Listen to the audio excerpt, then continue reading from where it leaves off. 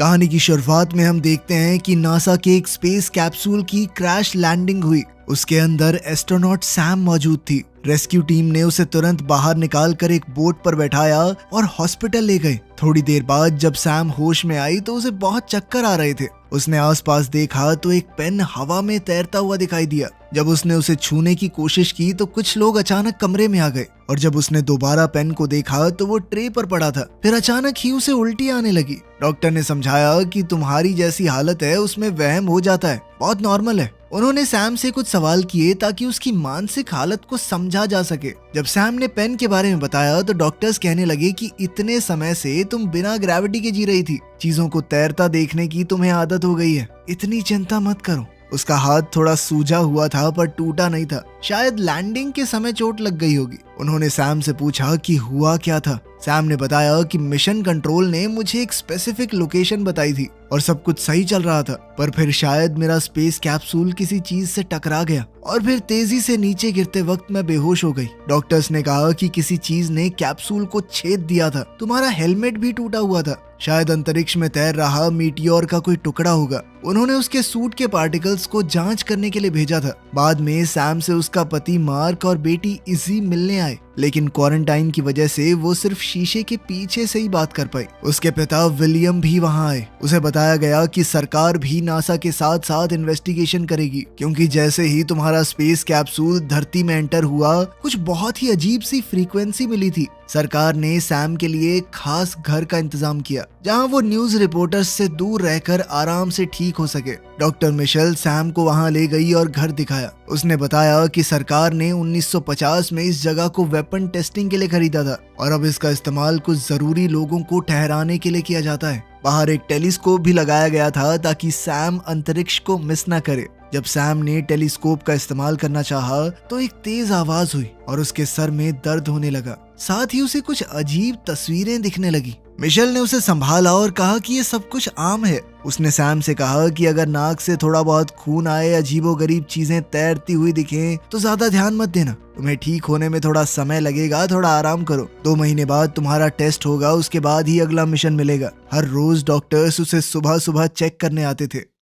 एक दिन सैम को बहुत तेज सर दर्द हुआ, लेकिन बुखार नहीं था। उसने अपने हाथ की बैंडेज हटाकर देखी तो बहुत बुरा सा निशान पड़ गया था। फिर जब वो थोड़ा सामान रख रही थी तो अचानक नाक से खून निकलने लगा। तभी उसकी दोस्त वैल का वीडियो कॉल आया। बात करते करते सैम एकदम चुप हो गई और बाहर की तरफ देखने लगी। वैल चिल्लाने लगी, सैम सैम इधर देखो ना, कहाँ देख रही हो? तभी सैम का ध्यान अचानक से हटा और उसने कहा कि मुझे लग रहा है बाहर कोई है। जब उसने कैमरा बदला तो एक परछाई वहां से गई। वैल ने उसे कहा कि अपने सिम्टम थोड़े कम बताइयो ताकि काम पे जल्दी वापस भेज दें तुझे। कॉल के बाद घर की लाइट्स टिमटिमाने लगी और एक कमरे से तेज आवाज आई। सैम वहां गई तो देखा कि जमीन पर पानी और मिट्टी थी और दरवाजा खुला हुआ था। वो बाहर गई और टेलीस्कोप से जंगल को देखा। कुछ हरकत हुई पर फिर गायब हो गई। उसने एक पत्थर उठाकर उस जगह फेंका जहां हरकत हुई थी, लेकिन असल में कुछ उसके घर की छत पर था। तब उसके दिमाग में फिर वही अजीब सी आवाजें आई और उसने लोगों और क्रैश होने वाली साइट की यादें देखी।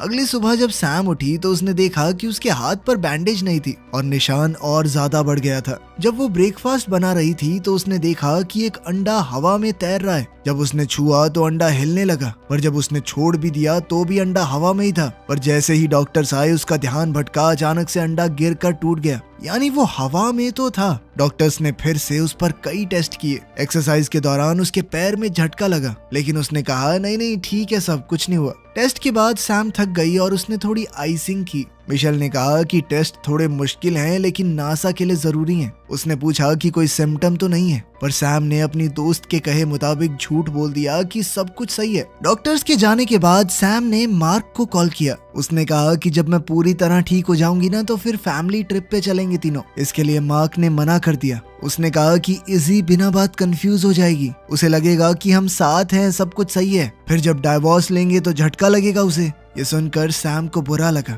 उसने कहा कि अभी पक्का थोड़ी है कि डाइवोर्स लेंगे, अभी तो हम बस बात कर रहे थे ना। उनकी बातों से पता चलता है कि इजी अडॉप्टेड है और सैम और मार्क एक दूसरे से अलग हो रहे हैं क्योंकि सैम बस अपने काम में ही बिजी रहती है। मार्क और इजी के लिए उसके पास समय ही नहीं है। खैर तभी इजी ने वहां आकर अपनी ड्राइंग दिखाई जिसमें उसने स्पेस में कुछ लोग बनाए थे।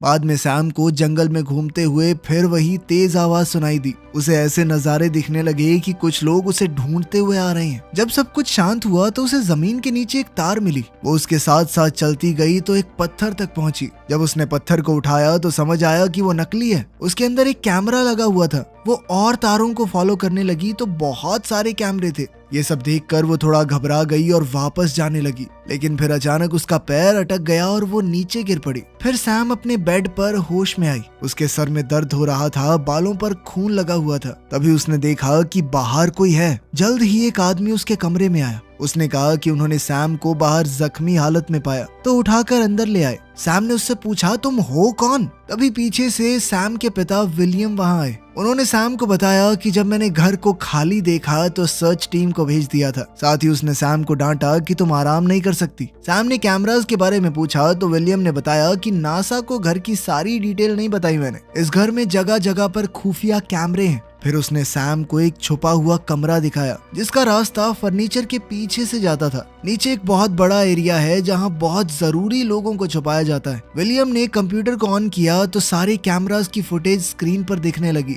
उसने बताया कि इमरजेंसी में ये घर अपने आप को बंद कर सकता है। इसके ऊपर एक बहुत ठोस परत आ जाएगी। इस घर के अंदर खुद को बचाने के सिस्टम भी लगे हैं। ये घर दुश्मन पर हमला भी कर सकता है, पर उसकी तुम्हें जरूरत नहीं पड़ेगी। जब विलियम वहां से गया तो स्क्रीन्स में अचानक कुछ खराबी आने लगी। सैम ने अपना हाथ देखा, उसका निशान बाजू तक पहुंच गया था। उसने फोटो खींचकर वैल को भेजी कि देख तो ये क्या हो गया है। वैल ने कहा कि इसकी आइसिंग कर ढंग से, ठीक हो जाएगा। शाम को सैम जकूजी में रिलैक्स कर रही थी। अचानक हवा रुक गई और सैम को जंगल से अजीब आवाजें सुनाई दी। सिर्फ एक सेकंड बाद हवा फिर से तेज चलने लगी। इससे घबरा कर सैम अंदर चली गई। उसने मार्क को कॉल किया लेकिन उसने फोन नहीं उठाया। तभी अचानक लाइट्स झपकने लग गई। सैम ने फ्लैश लाइट पकड़ी और बालकनी पर गई, पर उसे कुछ भी अजीब नहीं दिखा। जब वो वापस अंदर आई, लाइट बिल्कुल बंद हो गई और एक अजीब सा मॉन्स्टर दरवाजे पर खड़ा था। सैम थोड़ी देर तक शॉक में चली गई। जब उसने दोबारा देखा तो मॉन्स्टर वहां से गायब था। लाइट दोबारा ऑन हो गई और सैम ने दरवाजा खोला। उसने हाथ में टॉर्च लेकर इधर उधर देखा, पर कुछ भी नहीं मिला। सैम वापस अंदर गई और अलार्म को एक्टिवेट करके दरवाजा लॉक कर दिया। बेडरूम की तरफ जाते वक्त घर की एआई ने अनाउंस किया कि कोई घर के अंदर घुस गया है और लॉकडाउन शुरू हो गया।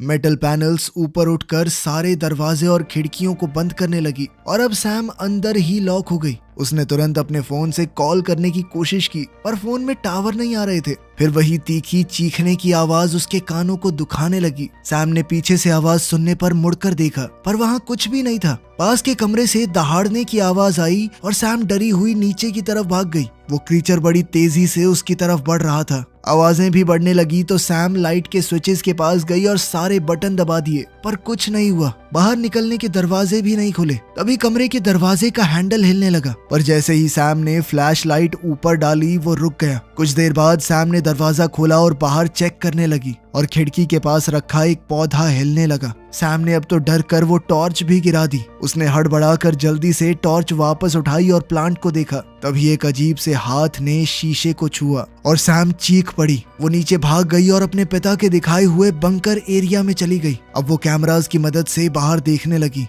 पहले वो स्क्रीन्स नहीं चल रही थी, पर फिर उसने सही स्विच को ऑन किया। एक कैमरा से उसने देखा कि वो क्रीचर बाहर घास पर बैठा है। लाइट्स फ्लिकर हुई और वो क्रीचर अचानक से गायब हो गया। अचानक सैम फोन की घंटी से जाग गई। उसे समझ आया कि वो कंप्यूटर डेस्क पर ही सो गई थी। वो ऊपर भागी। विलियम और उसकी टीम वहां पर थी। सैम ने बताया कि जनरेटर में कुछ इशू लग रहा है। विलियम ने बताया कि हाँ, मुझे पावर कट के बारे में पता चला। मैंने अपने लोगों को काम पर भेज दिया है। फिर सैम ने उसे अकेले में बताया कि कोई क्रीचर है इस घर में, जिस पर विलियम ने कहा कि मैं सिक्योरिटी फुटेज चेक करूंगा। खैर फिर सैम के टेस्ट दोबारा शुरू हुए। मिशेल ने उसके घाव देखे और कहा कि ये नॉर्मल घाव नहीं लग रहे, मैं तुम्हारे लिए एक्सरे का अपॉइंटमेंट लेती हूँ। कुछ समय बाद मार्क और इजी सैम से मिलने आए। विलियम अपनी पोती के साथ वक्त बिता रहा था। तब मार्क और सैम जंगल में कुछ प्राइवेट बात करने गए। सैम ने मार्क को बताया कि मैंने एक क्रीचर को देखा जो इस दुनिया का नहीं है। वो सोच रही थी कि शायद वो एक एलियन को साथ ले आई है, क्योंकि उसका मिशन सिग्नल स्पेस में भेजना था।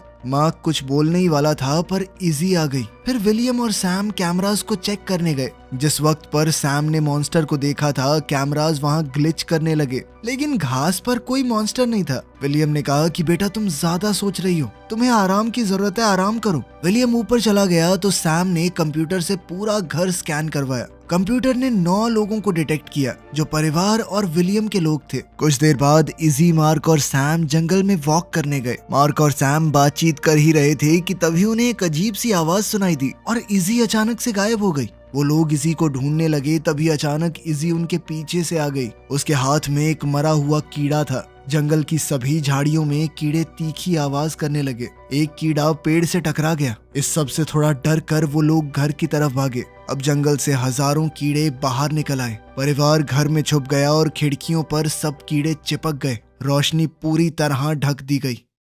थोड़ी देर बाद कीड़े चले गए और खिड़कियों का शीशा बहुत चिपचिपा हो गया, लेकिन खिड़कियों के नीचे बहुत सारे कीड़े मरे पड़े थे। सफाई की टीम आ गई और नासा के ऑफिसर ने कहा कि ये चीज आम तो नहीं लग रही। सैम ने लैब से अपने कैप्सूल टेस्ट की अपडेट पूछी, लेकिन रिजल्ट अभी आए नहीं थे। मार्क और इजी अभी के लिए वहां से चले गए, पर मार्क ने कहा कि मैं रात को आऊंगा। फिर सैम को अपने पैर में कुछ अजीब सा लगने लगा। जब उसने जूता उतारा तो उसके नाखून से खून आ रहा था। बाथरूम जाकर उसने अपने मोजे उतारे तो देखा कि घाव पूरे पैर तक पहुंच चुका है। जैसे ही उसने नाखून को छुआ तो वो निकल गया और वो चीख पड़ी। उसने अपने पैर पर बैंडेज बांधी और बर्फ से थोड़ा सेका। अब लाइट्स फिर से झपकने लगी तो सैम ने एक टेबल दरवाजे के आगे लगा दिया। उसने इंटरनेट पर अजीब कीड़ों की घटनाओं के बारे में देखा। वहाँ उसे फोटोज में कुछ लोग दिखे जिनके शरीर पर बिल्कुल उसके जैसे निशान थे। उसे लगने लगा कि कुछ तो उसकी कमर पर रेंग रहा है, तो वो बाथरूम की तरफ भागी। शीशे में देखा तो हथेली से होते हुए वो घाव कंधे तक आ चुका है। लाइट्स फिर से झपझपाने लगी तो सैम अलार्म एक्टिवेट करके नीचे भागी।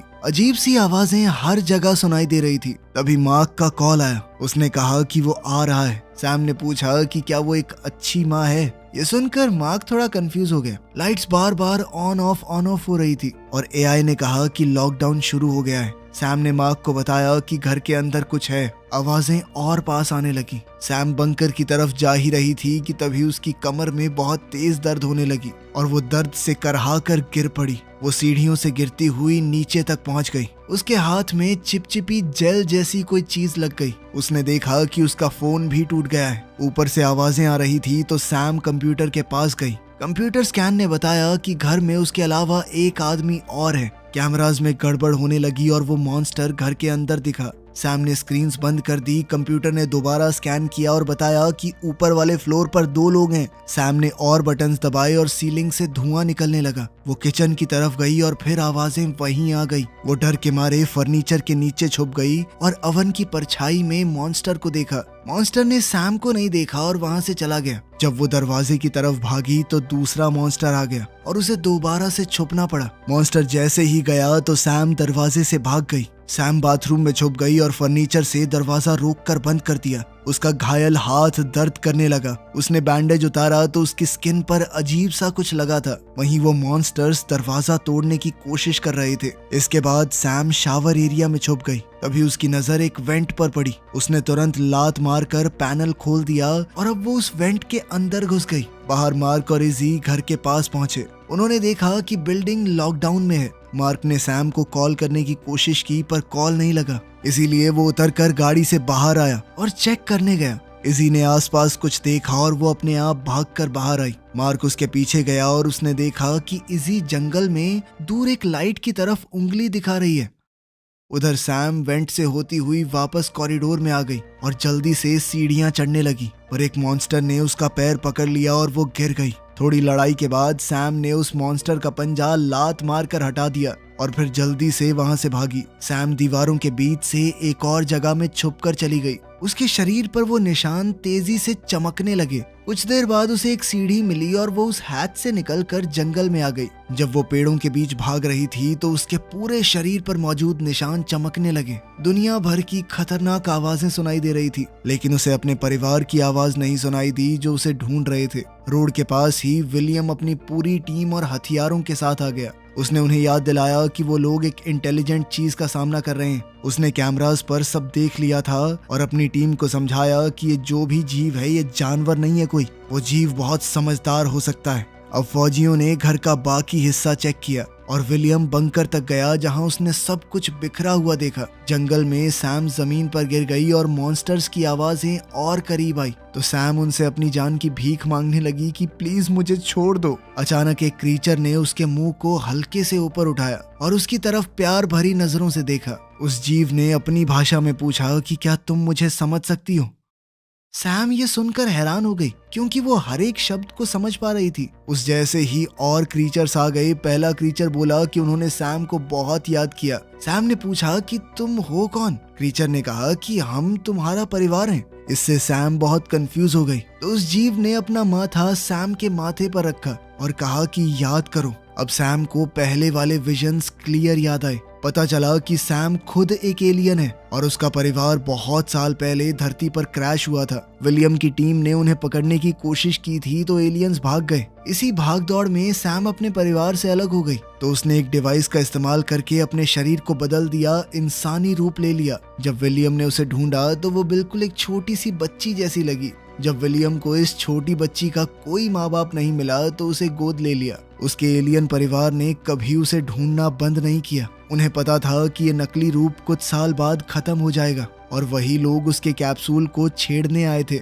वर्तमान समय में मार्क और इजी जंगल में सैम को एलियंस से घिरा हुआ देखते हैं। इजी अपनी माँ का चमकता हुआ शरीर देखकर थोड़ा डर गई। सैम ने इजी को भरोसा दिलाया कि कोई तुम्हें नुकसान नहीं पहुंचाएगा। तभी विलियम वहां आ गया। उसने बताया कि मैं तो हमेशा से जानता था कि तुम क्या हो। उसने जानबूझकर सैम को एक एस्ट्रोनॉट बनाया और फिर उसे उस खास मिशन पर भेजा ताकि उसे देखकर उसका पूरा परिवार वहां आ जाए। अब वो सभी एलियंस को एक साथ पकड़ना चाहता था तो उसने अपनी टीम को कॉल किया। विलियम ने सैम से कहा कि अपने साथियों को बोल दो सरेंडर करने के लिए, लेकिन सैम ने मना कर दिया। जब विलियम ने बंदूक निकाली तो मार्क ने उसे जमीन पर गिराकर 2-3 मुक्के मार दिए। तभी सैम का इंसानी शरीर खत्म हो गया और वो पूरी तरह अपने एलियन रूप में आ गई। फौजी करीब आ रहे थे तो मार्क ने सैम से कहा कि अपनी जान बचाओ, भाग जाओ यहाँ से। इजी ने अपना हाथ बढ़ाया तो सैम ने अपने पंजे से उसका हाथ छुआ। फिर सैम अपने एलियन परिवार के साथ जंगल में भाग गई। जब तक फौजी वहां पहुंचे वो एलियंस एक बहुत ही चमकदार स्पेसशिप में पृथ्वी को छोड़कर भाग चुके थे। वीडियो पसंद आई तो लाइक कर देना, चैनल को सब्सक्राइब कर लेना। मिलते हैं अगली वीडियो में।